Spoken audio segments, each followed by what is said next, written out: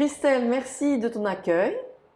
Tu es directrice du bureau de l'UNRWA à Genève et je voulais savoir, comme première question, qu'est-ce qui t'a amené à travailler dans l'humanitaire? Déjà, tu es tout à fait la bienvenue. Je suis ravie de t'avoir, Clémentine. Ce qui m'a amenée à travailler dans l'humanitaire, je crois que c'est une série de raisons. La première chose, évidemment, ce sont mes origines. Je suis libanaise, ma mère est palestinienne. J'ai grandi au Canada, mais dans un environnement qui était marqué vraiment par ce qui se passait dans ma région. Beaucoup de conversations autour de la table de dîner, autour de ce qui se passait au Liban. Beaucoup de samedis passés à essayer d'attraper une ligne téléphonique pour appeler mes grands-mères. Et toujours une conscience de ce qui s'y passait. Une conscience aussi que ma mère était réfugiée 2 fois, de Palestine et de Liban.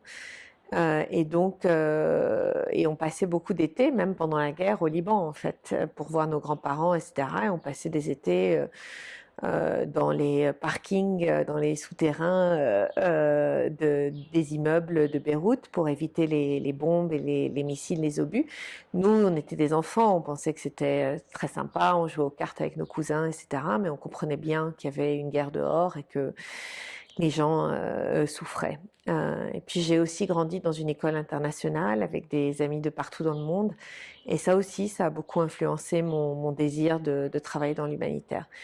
Et puis sincèrement, je voulais voir le monde, je voulais essayer de contribuer. Et il me semblait que c'était un bon chemin pour essayer de combiner tout ça. Tu as travaillé pour pléthore d'organisations, notamment Refugee International. Tu as été chef du bureau OCHA en Syrie sous Assad. Quelles sont les deux, trois missions qui t'ont le plus marqué au cours de ta carrière? Toutes les missions m'ont marqué, ça c'est sûr. Certaines plus en positif qu'en négatif. Maintenant, celles qui étaient le plus chères à mon cœur, disons, c'était l'Afghanistan, où j'ai travaillé pendant plusieurs années quand j'étais beaucoup plus jeune, mais où je suis retournée aussi plusieurs fois en mission courte par la suite. Un pays extraordinaire qui a une histoire absolument tragique, qui a été occupé, qui a été le terrain de bataille entre des grandes puissances qui est maintenant exsangue après des années de guerre et sous un régime maintenant qui est problématique pour en dire le moins pour les femmes. Mais un pays absolument magnifique avec une population incroyablement hospitalière, incroyablement résiliente, incroyablement un sens de l'honneur, un sens de fierté aussi, absolument extraordinaire. Et c'est vraiment un pays qui m'a énormément marqué et que j'ai vraiment beaucoup aimé. Un artisanat formidable et juste la gentillesse des gens en fait. On n'imagine pas l'Afghanistan comme ça, mais les gens seraient prêts à vous donner tout ce qu'ils ont en fait quand ils vous reçoivent chez eux et ça c'est absolument extraordinaire. Les années que j'ai passées en Syrie m'ont beaucoup marqué aussi. C'était une guerre sanguinaire, horrible, des méthodes de conduite des hostilités qui étaient absolument atroces. De beaucoup de côtés, une prolifération de groupes armés, mais aussi un gouvernement qui était vraiment prêt à tout pour garder la mainmise sur le territoire syrien. Et donc une souffrance humaine absolument horrible et une instrumentalisation des populations civiles qui m'a vraiment beaucoup marquée. Je me rappelle que j'étais à Alep quand le siège est tombé, quand le gouvernement a repris l'est d'Alep et je me rappelle m'être dit à ce moment-là que le droit international était mort en Syrie parce que c'était une guerre qui était tout à fait connue de tous, tout le monde voyait ce qui s'y passait, etc. Et pourtant, il y a une impunité assez extraordinaire. On espère que les choses changeront et que les gens qui sont coupables de toutes ces souffrances pourront y en rendre compte éventuellement. Mais en tout cas, à mon époque, c'était une très grande impunité. Maintenant, évidemment, quand on voit l'état du droit international, on se dit qu'il a commencé à agoniser en Syrie. et qu'il est vraiment bien mort depuis. En tout cas, il n'est pas mort, mais le respect est mort. Mais c'est quelque chose qui m'a vraiment beaucoup marqué. C'est un pays qui m'a beaucoup marqué. Puis c'est une culture très similaire à la mienne, hein. C'est la langue, la nourriture, l'histoire, etc. Donc je me sentais très proche de mes collègues syriens, de mes amis syriens, et aussi des populations civiles que j'allais visiter quand je pouvais, quand on m'en donnait la permission, parce que le gouvernement contrôlait tout, on ne pouvait pas bouger sans accord de l'État, et donc c'était très compliqué. Et puis c'était aussi très compliqué parce que les émotions étaient très fortes. Et dès qu'on était basé à Damas, on était accusé par la société civile qui était en Turquie et ailleurs d'avoir des sympathies pour le gouvernement. Le gouvernement ne nous aimait pas parce qu'évidemment on essayait d'atteindre les civils qui étaient dans des zones contrôlées par l'opposition. Donc en fait, j'ai jamais été aussi haïe de ma vie qu'en Syrie, et par beaucoup de différents interlocuteurs. Donc oui, ça m'a beaucoup marqué. Donc OCHA, c'est le bureau de coordination des Nations Unies pour les activités Pour les humanitaires. affaires humanitaires, oui. Ça exige quoi d'être coordinatrice et chef du bureau OCHA dans un pays? Ça exige beaucoup de choses. Je pense que pour être un bon coordinateur, il faut vraiment mettre l'ego derrière soi et être à l'écoute des autres. C'est une question de savoir comment ramener tout le monde ensemble autour d'une même stratégie, autour d'une même action, et de respecter le fait que chaque agence, chaque ONG a son propre mandat. Et donc, comment est-ce qu'on fait pour avancer dans la bonne direction? Et pour faire ça, je pense qu'il faut beaucoup d'écoute, beaucoup d'intelligence émotionnelle, la capacité aussi de s'excuser quand on fait une erreur, d'avoir des bonnes relations avec beaucoup de gens. À l'époque, en Syrie, ça demandait aussi beaucoup de résilience d'une certaine façon, parce que c'était OCHA qui faisait les rapports mensuels au Conseil de sécurité sur l'accès humanitaire, sur les endroits assiégés, sur la protection des civils, etc. Et donc, c'était difficile, très difficile comme relation avec le gouvernement à l'époque. Et donc on était constamment critiqués, accusés, etc., des pires choses, et il fallait pouvoir tenir la route et continuer à dire la vérité et continuer à essayer de pousser les principes finalement sur lesquels notre travail est basé, qui sont finalement des principes fondamentaux de droits de l'homme. Et il fallait pouvoir continuer à le faire malgré les vrais risques de se faire mettre dehors par le gouvernement, les vrais risques surtout pour nos collègues nationaux, qui étaient ceux qui vraiment étaient à risque. Moi, la pire chose qui pouvait m'arriver, c'est qu'on renouvelle pas mon visa, et d'ailleurs ça m'est arrivé. Au bout de presque 3 ans, on m'a mise dehors, mais mes collègues nationaux, ils pouvaient se faire arrêter, certains l'ont été, pouvaient disparaître, et ça, c'était une très grande inquiétude, effectivement. Comment est-ce qu'on gère cette inquiétude? Je ne sais pas si on peut gérer cette inquiétude. Je pense qu'on vit avec. On essaye d'accompagner nos collègues le plus possible. On essaye de les protéger aussi, que certaines tâches soient accomplies seulement par des collègues internationaux. On sait aussi que dans un pays comme la Syrie, ils vont être mis sous pression, qu'on le veuille ou pas, par des gouvernements, et qu'on va leur poser des questions, que certains d'entre eux vont répondre. Donc on essaye de travailler dans la plus grande transparence possible aussi. Et finalement, en tant qu'agent humanitaire, qu'acteur humanitaire, on n'a rien à cacher. Oui, on ne va pas nécessairement donner le nom des gens à qui on parle, mais on a le droit, et c'est une résolution qui a été votée par l'Assemblée générale, on a le droit de parler à tous les groupes armés, on a le droit de faire tout ce qu'il faut faire pour avoir accès aux civils qui sont dans des zones qui ne sont pas contrôlées par des gouvernements. Et on n'a pas juste le droit, on a une obligation de le faire.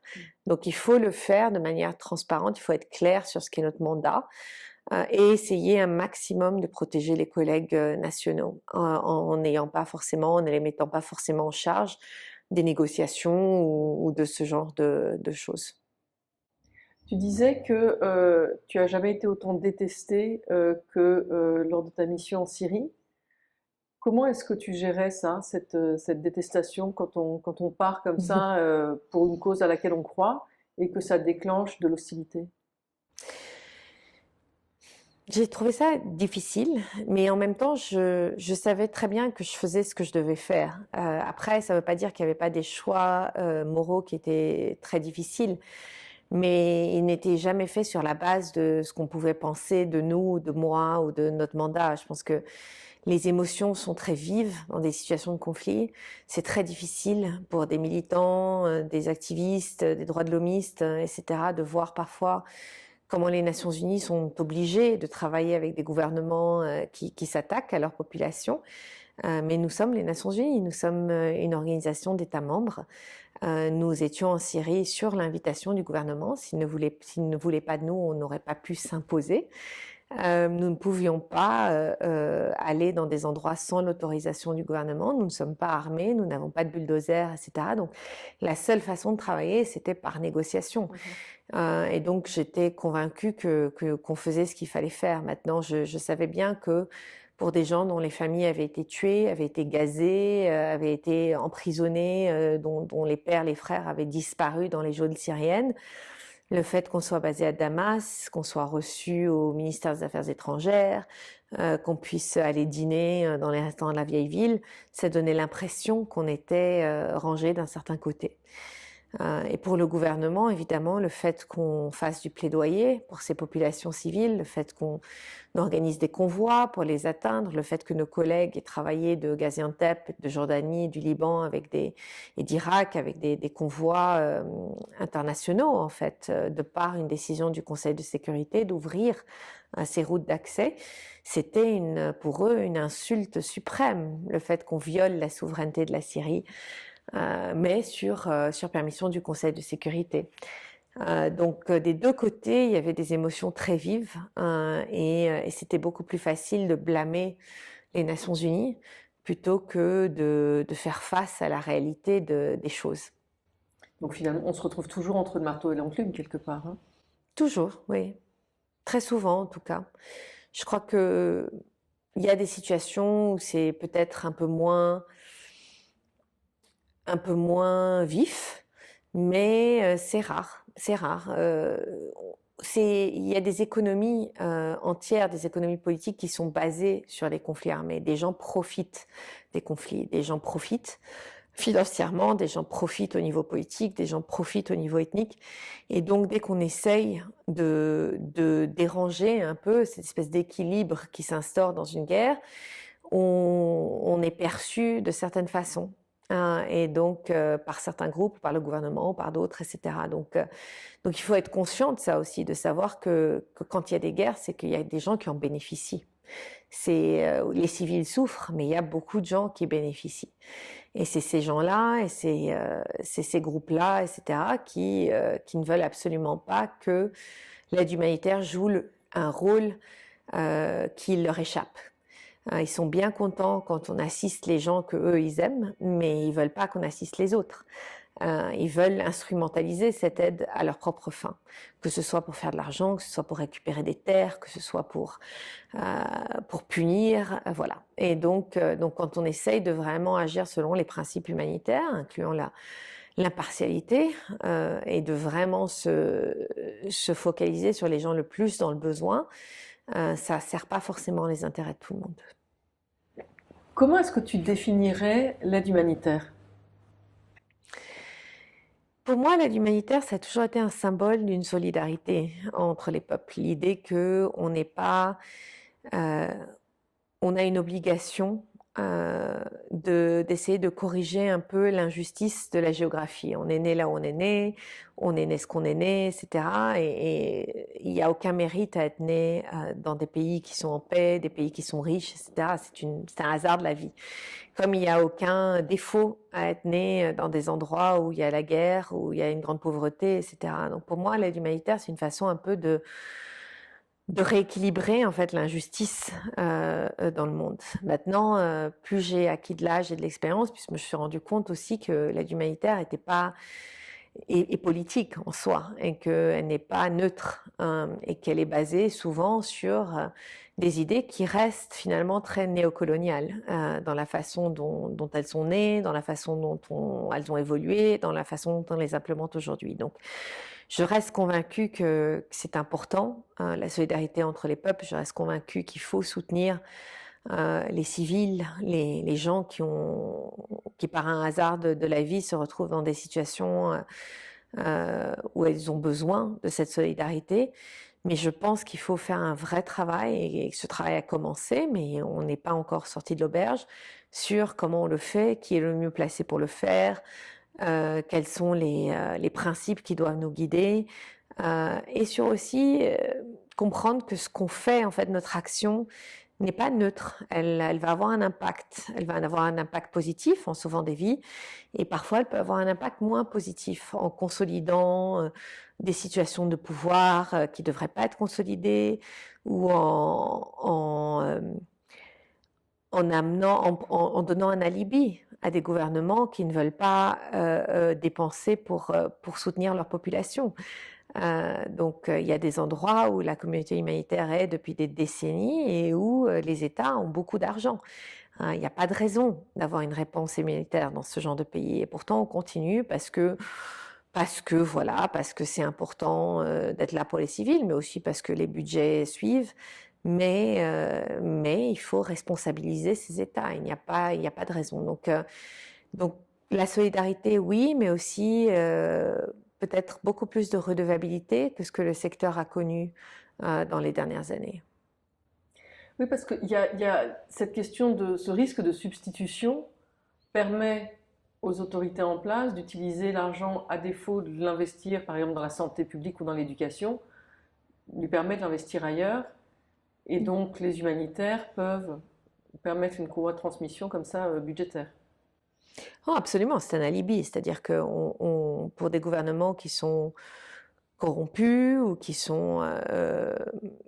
où il n'y a pas de bonne gouvernance, ouais, l'aide humanitaire est un alibi. Les gens n'ont pas assez faim pour se rebeller, en fait, contre ces gouvernements.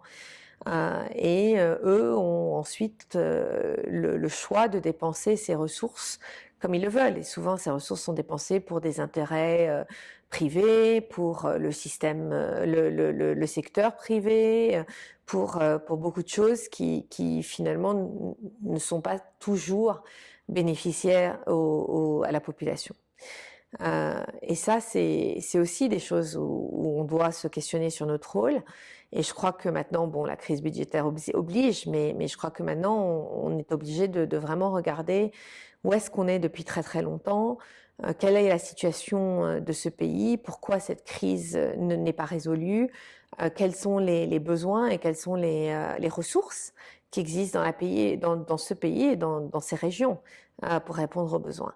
Parce qu'il y a vraiment des endroits où le besoin de l'aide humanitaire est flagrant, est clair et urgent. Et il y a d'autres endroits où on continue parce qu'on ne veut pas pousser ces gouvernements à vraiment prendre leurs responsabilités. Donc on crée la transfusion. Oui, absolument. Et moi, je viens d'un pays comme ça, hein. Moi, je pense qu'au Liban, bon, maintenant, c'est très différent parce qu'on est en pleine crise presque existentielle. On est sous les bombardements, etc. Mais pendant des dizaines d'années, on a eu des gouvernements très corrompus. Et là, on a un gouvernement qui essaye, qui veut remettre les choses en place.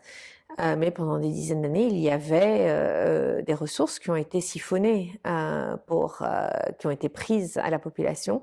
Et entre-temps, l'aide humanitaire a quand même continué de la communauté internationale, particulièrement évidemment pour les réfugiés syriens, mais en général également pour soutenir le pays. Alors que ce pays a aussi des ressources qu'il doit bien gérer. Donc il faut qu'il y ait des deux bords, en fait, et surtout sur la durée, une espèce d'entente de mon procédé, que oui à l'aide humanitaire, mais que oui aussi aux efforts des États de se prendre en main sur ces questions-là. Qu'est-ce qui a changé dans l'humanitaire depuis 25 ans ? Je crois que le secteur s'est beaucoup professionnalisé, qu'il y a beaucoup plus de choses qui nous obligent à rendre compte, en fait, de l'impact de nos actions. Que le secteur s'est beaucoup ouvert, en tout cas j'espère, c'est ce que je vois autour de moi, il est beaucoup plus ouvert aux citoyens de la majorité du monde, ce qu'on appelle le sud global, mais c'est la majorité des gens sur la planète. Il est beaucoup plus encadré, plus coordonné. Il est aussi peut-être moins humain. C'est-à-dire que ce qui a conduit l'action de MSF, de Médecins du Monde et d'autres, quand ces organisations étaient fondées, c'était cet esprit de solidarité, de témoignage, etc. Je pense que maintenant, la bureaucratie est quand même une grosse tendance du secteur aussi. Et avec le bon, ce qui est que on n'est plus, c'est plus géré par des MacGyver qui peuvent faire ce qu'ils veulent quand ils le veulent, mais avec du moins bon, qui est, on crée tellement de paperasse et on crée tellement de processus qu'on s'éloigne de plus en plus des populations qu'on essaye d'aider. Donc il faut essayer, je pense, de retrouver un juste milieu par rapport à ça. Et bien sûr qu'il faut être redevable pour l'argent des contribuables, c'est évident, mais aussi pouvoir agir vite. Il faut agir avec le meilleur acteur possible qui, en général, est un acteur local, qui, en général, n'a pas les moyens d'écrire les propositions de projets ou les budgets qu'on leur impose. Donc, il faut trouver une façon, en fait, d'allier ce professionnalisme avec l'humanité qu'on a un petit peu perdue. Qu'est-ce que l'humanitaire t'a appris sur toi? Ben, il m'a appris déjà à me prendre beaucoup moins au sérieux, beaucoup moins au sérieux. Euh, je me rappelle quand je suis rentrée dans le secteur, j'étais au Canada et il y avait plusieurs d'entre nous jeunes qui ont eu une réunion avec un vétéran de MSF qui nous a bien dit vous n'allez pas sauver le monde. Le plus que vous pouvez espérer, c'est aider quelques personnes de temps en temps dans quelques endroits. Et c'est très vrai. Et il faut vraiment se rendre compte. Et je pense qu'il y a une vraie délusion dans le secteur de penser qu'on est tellement important et tellement.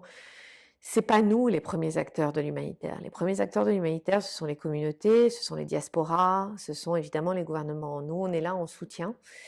Et je crois que souvent, on a l'impression que les gens pensent qu'ils sont le Messie arrivé pour sauver le pays. On ne sauvera jamais un pays. On ne sauvera jamais un pays. Tout ce qu'on peut faire, c'est essayer de mettre un bandage, un pansement, pour essayer d'endiguer un petit peu les souffrances jusqu'à ce qu'il y ait des vraies solutions pour les personnes affectées. Donc ça, c'est la première chose. Je pense que la deuxième chose que ça m'a appris, c'est qu'il ne faut pas juste être son travail, il ne faut pas juste être son boulot dans la vie, que c'est important d'avoir autre chose et d'avoir plusieurs intérêts. Et qu'il y a beaucoup de gens qui font de l'humanitaire sans en faire vraiment et qui ont probablement plus d'impact que nous, qui sont dans leur communauté, qui font du bénévolat, qui s'occupent de leurs voisins âgés, qui vont de temps en temps garder la petite handicapée d'une amie parce qu'elle n'a pas les moyens d'avoir une babysitter. Tout ça, c'est des choses qui font une très grosse différence également et qu'on a tendance à ne pas du tout valoriser de la même façon. Et moi, j'ai appris aussi que l'action locale, souvent, avait beaucoup plus d'impact que l'action internationale. Donc un peu de modestie. Oui, enfin même beaucoup, je pense. Il faut vraiment se replacer dans le cadre et se rendre compte que les titres peuvent être importants, les salaires peuvent être importants, la façon dont on est traité peut être bonne, sympa pour l'ego, mais que finalement, la réalité, c'est que on n'est pas, il y a peu de choses qu'on peut vraiment faire sur la durée. Oui. Avec tes années d'expérience, qu'est-ce que tu ferais aujourd'hui différemment comparé à quand tu es parti à 24 ans en Afghanistan? Je crois que déjà, comme j'ai dit tout à l'heure, je me prendrais beaucoup moins au sérieux et je me rendrais compte qu'à 24 ans, c'est les autres qui vont m'apporter quelque chose et certainement pas moi qui vais le leur apporter. On peut être bardé de diplômes et parler plusieurs langues et travailler pour une grande organisation et en fait, c'est que l'expérience qui nous apprend vraiment à être utile en fait.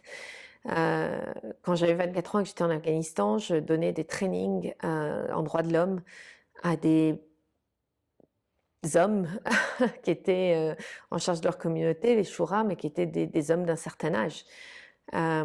Et très franchement, maintenant, quand j'y repense, j'ai honte. J'ai honte d'avoir été dans cette position, de m'être mise dans cette position où c'était vraiment une image hyper néocoloniale, hyper condescendante et hyper occidentale de ce que sont les droits de l'homme, de comment les inculquer et surtout de la part de l'organisation et de la mienne, de mettre une jeune femme comme ça devant des hommes âgés, des hommes respectés par leur communauté, soi-disant pour leur apprendre quelque chose, c'est vraiment honteux. Mais je pense que le secteur a appris depuis, en tout cas moi j'ai appris depuis, et je crois qu'en général on essaie de plus faire des choses pareilles. Mais à l'époque c'était normal, et maintenant quand j'y repense, vraiment j'ai vraiment honte d'avoir fait une chose pareille. Oui, je me souviens parce que moi j'avais vécu un tout petit peu la même chose en Bosnie où j'étais arrivée à 24 ans et où effectivement les interlocuteurs ministériels s'étonnaient de voir quelqu'un de si jeune à ce niveau de responsabilité. Et je pense qu'aujourd'hui c'est différent. Qu'aujourd'hui on demande beaucoup plus avant de mettre des gens à des postes, des Mm, expatriés à des mm. postes de responsabilité. Et c'est quand même tant mieux. Oui, certainement. Et puis je pense qu'il faut aussi réfléchir à qui est le bon expatrié, enfin, dans un contexte pareil, je pense qu'un homme plus âgé, un homme musulman qui vient de cette région, etc., aurait été un choix beaucoup plus judicieux, et pas pour donner des trainings, pour avoir des conversations, pour écouter de la part de la communauté comment eux ils interprètent les droits de l'homme, qu'est-ce que ça veut dire pour eux, et pour arriver à une espèce de terrain d'entente en fait. Mais effectivement, à l'époque, c'était beaucoup plus, oui, Unilatéral. unilatéral, exactement. Comment est-ce que tu réussis à garder ta motivation tous les jours face à parfois un sentiment d'impuissance sur l'impact de ce qu'on peut faire? Je dois avouer qu'en ce moment, c'est très dur à cause de ce qui se passe au Moyen-Orient, et ça fait un moment que c'est très dur. La situation à Gaza a été, c'est vraiment très difficile de suivre ça et de voir à quel point la violence et l'impunité règnent dans ce monde aujourd'hui. Donc c'est très difficile. Maintenant, je pense que, comme je disais à mes étudiants quand j'enseignais, je crois qu'il n'y a pas le choix de toute façon. C'est quoi l'autre choix? C'est de rien faire, c'est de laisser tomber, c'est d'apprécier son privilège et d'oublier qu'il y a des gens qui meurent, qui sont comme nous, enfin en tout cas qui sont comme moi, c'est mon peuple. Ça, c'est juste pas une possibilité. Je crois qu'en général, faut continuer à se battre, mais il faut aussi trouver de la joie dans sa vie de tous les jours. Il faut voir ses amis. Moi, j'ai de la chance d'avoir des amis d'enfance qui n'ont rien à voir avec mon milieu et qui sont très proches et avec qui je peux toujours rire, avec qui je peux partir en voyage, avec qui je peux parler à n'importe quel moment. J'ai aussi la chance d'avoir des hobbies, d'aimer lire, d'aller au cinéma, d'avoir un chien qui est insupportable mais que j'adore. Donc je crois que voilà, il faut trouver la joie pour ne pas constamment être dans le noir et dans la souffrance. Et puis aussi, il faut trouver les petites victoires, en fait. Et ce sont des petites victoires, et souvent, elles ne changent pas le monde. Mais à chaque fois qu'on a un État membre qui fait une déclaration en faveur du droit international, à chaque fois qu'on a des organisations qui donnent leur soutien aux populations affectées, etc., ce sont des petites victoires. Et c'est un geste d'humanité. Et je pense que c'est important de garder ça en tête pour ne pas justement être complètement englouti par l'horreur de ce qui se passe dans le monde en ce moment. Comment est-ce que tu as réussi à protéger ta vie privée et à vivre une vie privée avec tous ces voyages et toutes ces missions sur tous les continents? Je dirais que j'ai pas réussi, que maintenant je réussis mieux, je pense. Avec l'âge, j'ai appris à préserver mon espace, à préserver mon temps à moi, etc. Mais non, enfin, je n'ai pas réussi, et ça, c'est probablement un grand regret de ne pas avoir investi autant planifié, si tu veux, ma vie privée que ma vie professionnelle. Et je pense que Malheureusement, la situation continue à être assez différente pour les hommes et pour les femmes, et peut-être qu'un jour on aura l'égalité complète, mais les femmes, c'est beaucoup plus difficile parce qu'il y a une vraie réalité biologique qui fait qu'on doit avoir des enfants avant un certain âge pour la plupart d'entre nous, etc. Ça devient beaucoup plus compliqué après. Et donc pour celles qui veulent des enfants, effectivement, il faut planifier avec une carrière dans l'humanitaire. Et moi, c'est vrai que ça, c'est quelque chose que j'ai pas fait et c'est mon seul vrai regret, c'est de ne pas avoir eu d'enfant. Et c'est quelque chose que je dis beaucoup à mes collègues, mais les jeunes femmes avec qui je travaille, que bien sûr, si elles veulent pas d'enfants, qu'elles n'aient pas d'enfants, mais si elles en veulent, c'est quelque chose auquel il faut réfléchir quand même assez à l'avance. Ça arrive pas comme ça. Il faut être dans une phase de ta vie où tu peux, où tu as les moyens, où tu es dans un endroit où tu peux le faire. Et c'est quelque chose qui se planifie. Mais maintenant, c'est vrai que je fais beaucoup plus attention, je protège beaucoup mieux ma vie privée. Je m'assure de passer du temps pour moi, je vais à mes cours de yoga, je vois mes amis, je vais passer des week-ends avec les gens que j'aime, je vois ma famille, etc. Et ça, c'est vraiment une priorité. Et je me suis rendu compte que j'étais une bien meilleure professionnelle quand j'ai une vie personnelle qui me Mm. satisfait. Quelles sont les qualités qui t'ont permis d'avoir la carrière que tu as eue? Euh, c'est très difficile de dire du bien de soi-même, je trouve, mais je crois que je crois que j'ai beaucoup d'empathie et je crois que j'ai une intelligence émotionnelle qui fait que je m'entends bien avec la plupart des gens. Et je suis capable de trouver quelque chose en commun avec la plupart des gens. Et ça m'a beaucoup aidé avec mes collègues, avec les gens avec qui je travaillais, mais aussi avec les populations avec qui je travaillais. Parce que même quand les cultures étaient très différentes, j'étais capable de trouver en fait quelque chose qu'on avait en commun. Mais l'empathie, pour sûr. J'ai aussi toujours suivi mon instinct, c'est-à-dire que j'ai jamais réfléchi à quel est le prochain poste, quel grade je vais avoir, comment je veux terminer ma carrière, etc. J'ai pris des postes parfois qui étaient moins seniors que ceux que j'occupais pour suivre mon instinct et ça m'a beaucoup aidé. En fait, j'ai pris aussi parfois des breaks. Hein. J'ai pris un break pour aller enseigner et ça m'a aussi permis d'apprendre pendant ce temps-là et aussi d'enlever un peu la pression du terrain.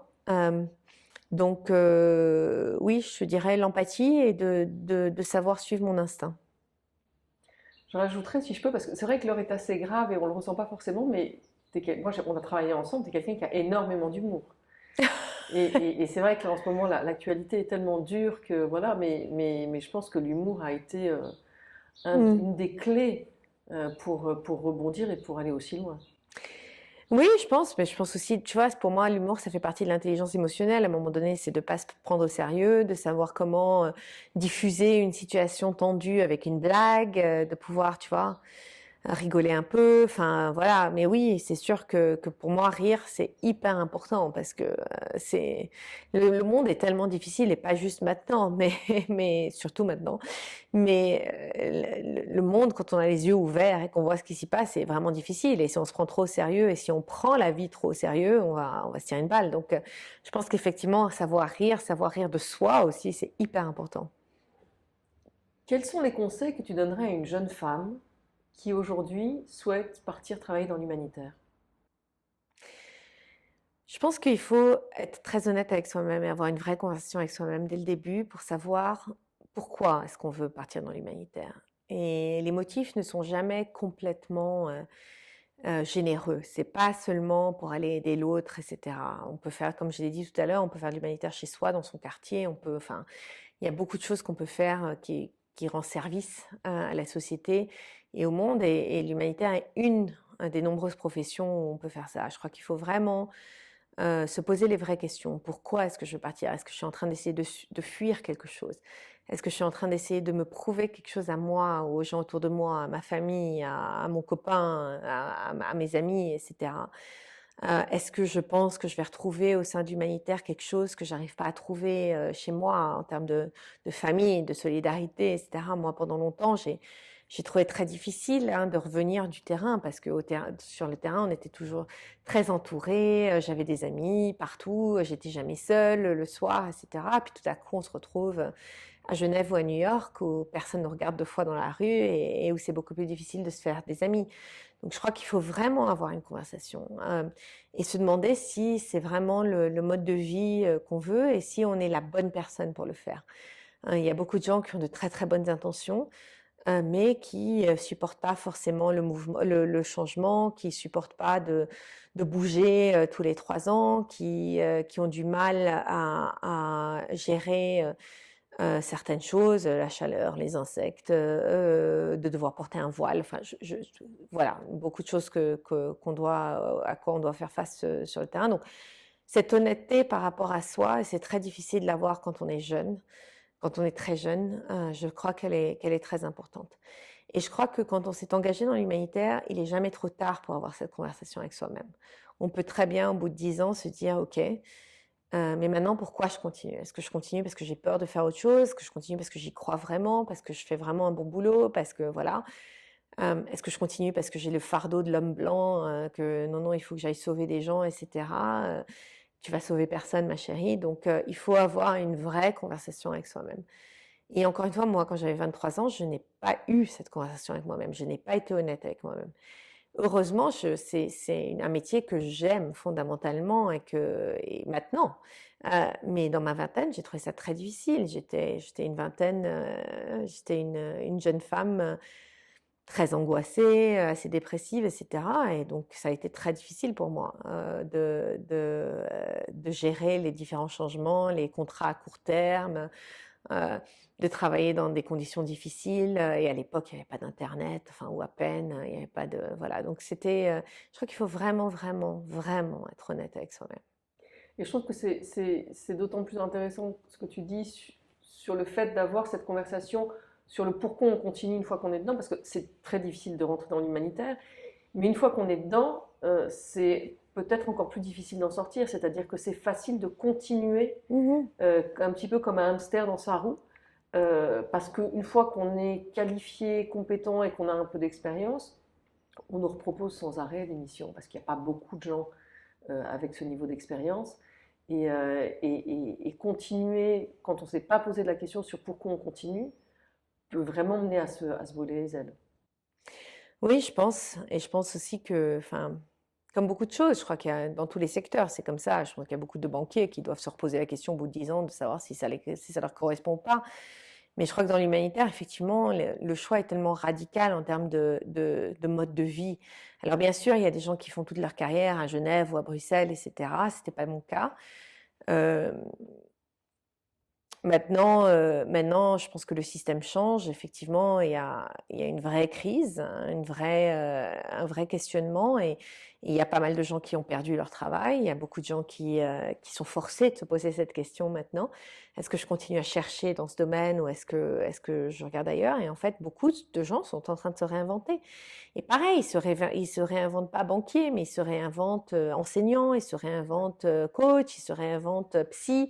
Ils se réinventent aussi des métiers de service, mais des choses beaucoup plus locales, et où ils sentent aussi un très grand degré de joie, en fait, et de satisfaction. Donc, il y a plusieurs choses qu'on peut faire, et je pense qu'effectivement, c'est important. Et il faut dire la vérité, c'est aussi une question d'ego, hein. On devient addict à ce feeling de elle est où Christella? Elle est en Afghanistan. Elle est où Christella? Elle est au Yémen. Enfin, on devient addict à cette espèce de mythique qu'on crée autour de soi et qui impressionne les gens qui travaillent pas dans le milieu. Et c'est une très très très mauvaise raison pour rester dans le milieu. L'ego devrait pas du tout jouer dans ce genre de décision. Mais malheureusement, je pense qu'il joue pour beaucoup d'entre nous. Euh, donc oui, je pense qu'il faut se reposer la question de manière récurrente en fait. Est-ce que tu aurais un souvenir cocasse à nous partager du terrain? Alors écoute, comme ma chienne est là avec moi, je dirais qu'en Guinée, qui était ma dernière mission avant d'arriver à Genève, j'étais la coordonnatrice résidente du système des Nations Unies. Donc le- la personne la plus senior des Nations Unies en Guinée et je me suis beaucoup déplacée sur le terrain, dans les différentes localités, dans des villages, etc. Et j'amenais mon chien partout, du coup. Et en fait, les Guinéens dans ces régions, n'avaient jamais vu un chien comme elle, une espèce de chihuahua qui courait partout, etc.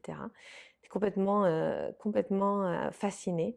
Et à plusieurs reprises, on m'a demandé de la laisser, en fait, de la donner parce qu'ils n'avaient jamais vu ça. Et une fois, on m'a proposé un autre chien en échange en me disant, mais ça, c'est un vrai chien. Prends celui-là, la tienne, c'est pas un vrai chien.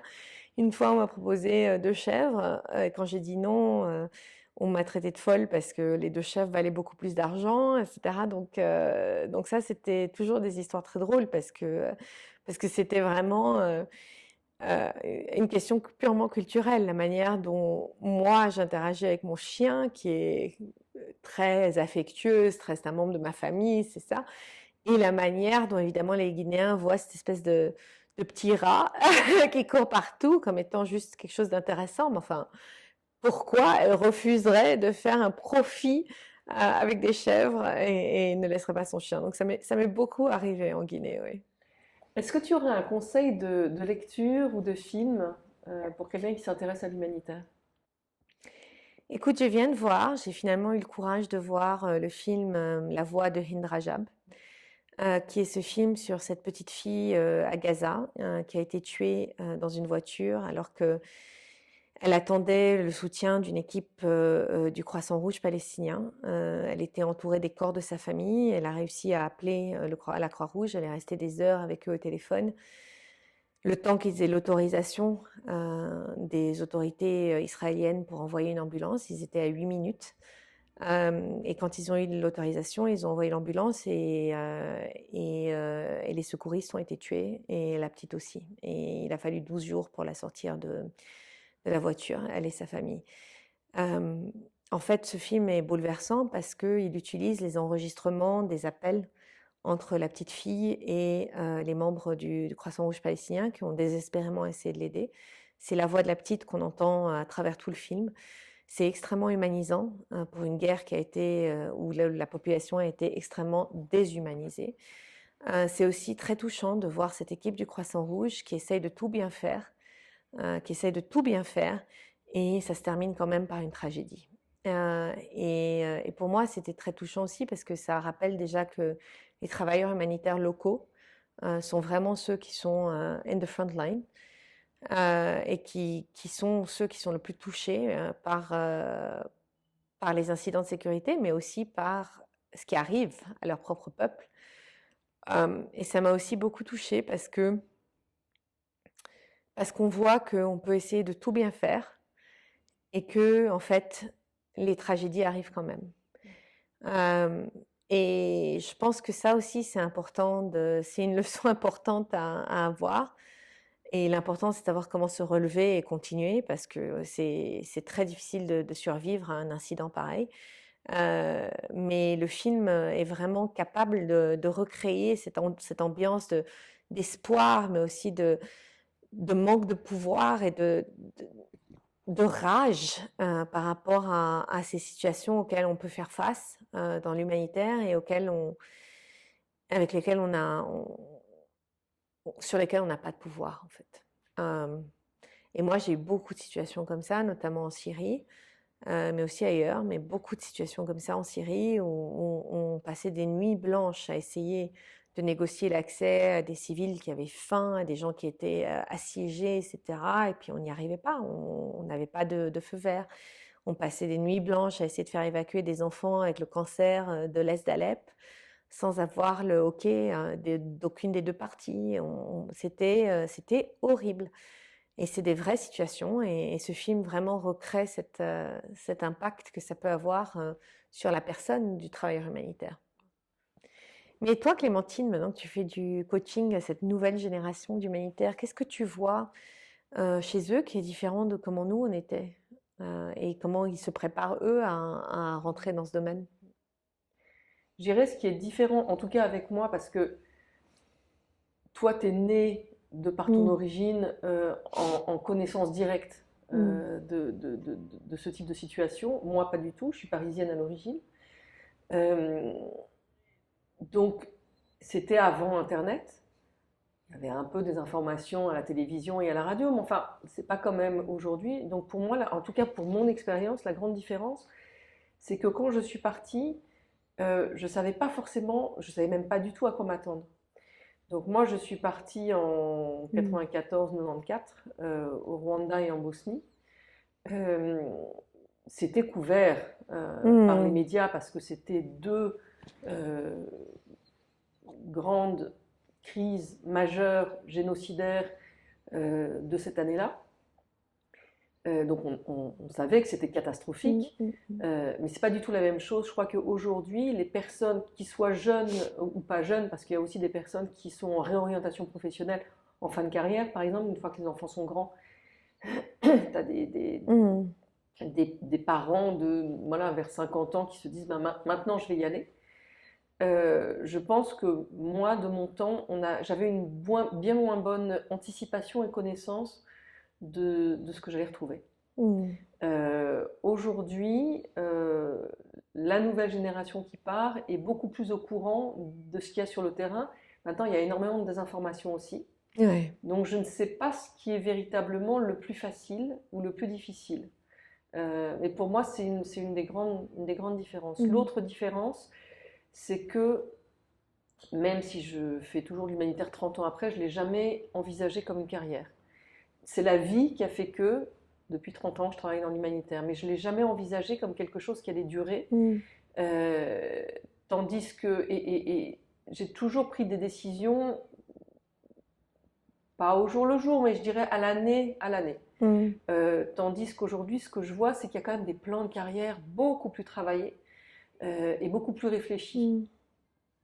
Donc pour moi, je ne saurais pas dire ce qui... Ouais. Il n'y a pas de jugement de valeur par rapport à ça, mais en tout cas, factuellement, pour moi, il y a une différence là-dessus. Ouais.